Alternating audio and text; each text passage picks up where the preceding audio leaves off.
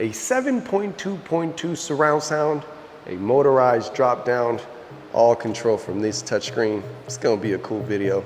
Let's start the show.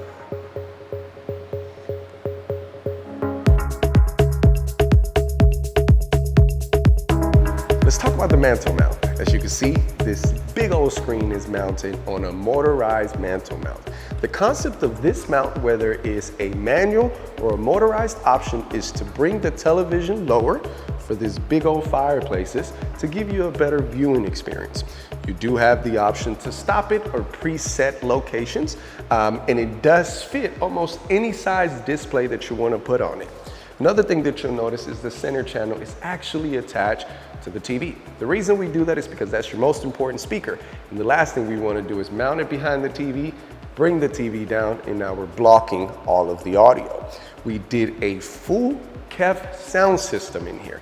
And as we talk about that sound system, keep in mind that this house was not wired for a surround sound. We had very limited attic access, but we still managed to crawl our way to greatness and wire this really cool 7.2.2 surround sound.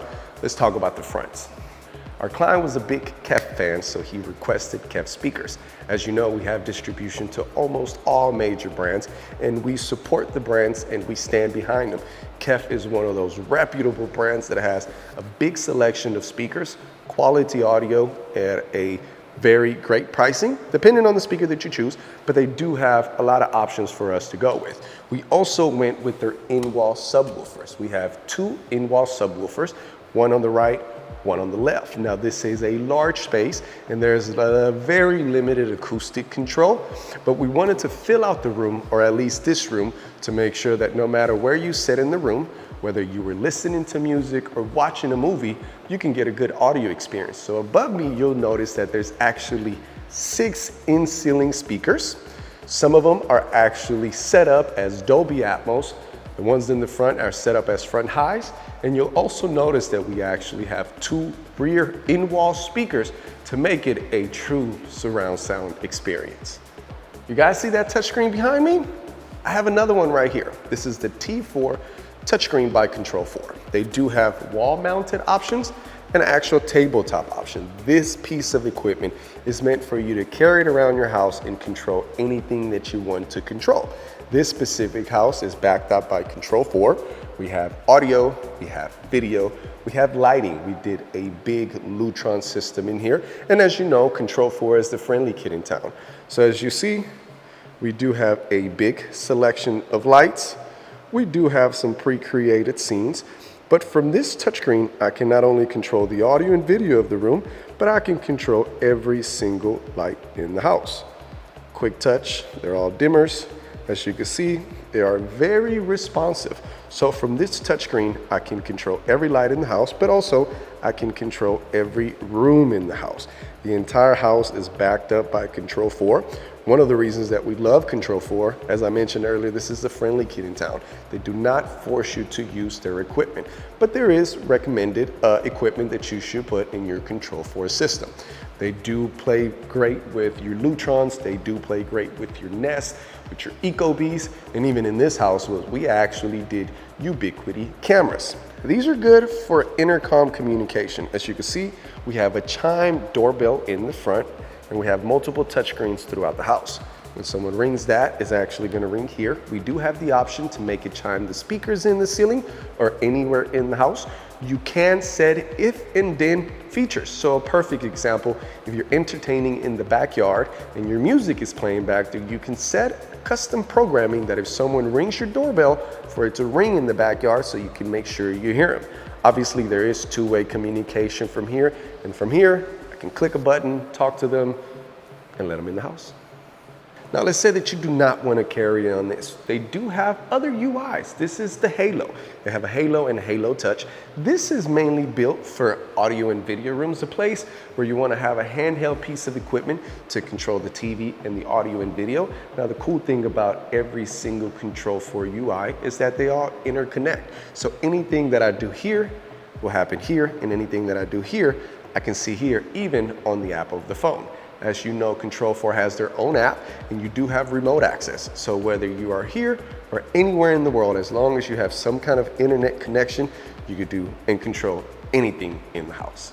Now this is our rack location. Today, we're mainly focused on the living room of the house, and I gave you a small glance of everything else that we have going on in here, but I do want to show you the rack because this is where all of the brain and processing power happens. As you can see in this scenario, we use a Ubiquiti network. We do have our Control4 processor power management. We do have an audio matrix and an amplifier to mix and match the audio in the house. These bad boys right here are actual subwoofer amplifiers.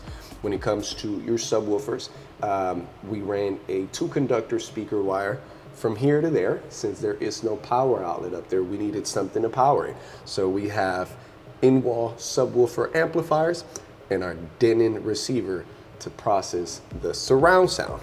We do have UPS backup to make sure that if the power does go out, our network, Wi-Fi, and cameras will stay on at least until our generator kicks in, or to give you enough time to shut your system down properly. Now we show a lot of new construction homes, but this one we were brought in after they moved in. So as you can see, we had to do some extra cutting to get the speaker in places. So whether you have a new home or you just moved in, or it's a project that you've been wanting to do for years, we're here to help.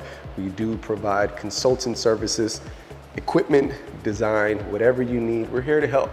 If you've been tuning into our YouTube channel and you haven't subscribed, right now would be a perfect time to do it.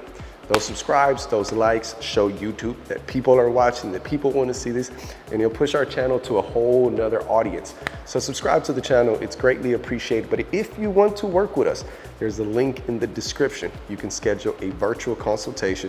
Myself or someone in our team will meet with you, we'll guide you through the process, and we'll find the best way to help you with your smart home project. As I mentioned, we do have smart lighting by Lutron. These are actually very nice, sleek looking dimmers that you can actually swipe up and swipe down.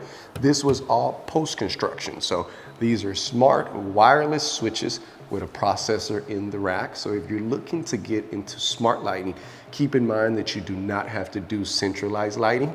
Centralized lighting does clean up the wall acne, but when it comes to wireless, there is a lot of options. Lutron has options starting at around $60 a switch, but do keep in mind that depending on the model, depending on the look, depending on the finish, some of these switches can go up to $300 or $400.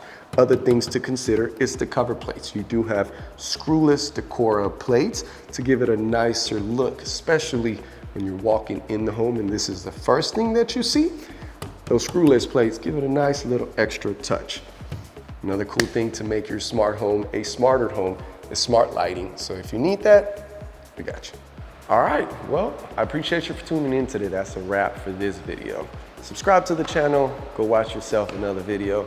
No matter what, have yourself a great day.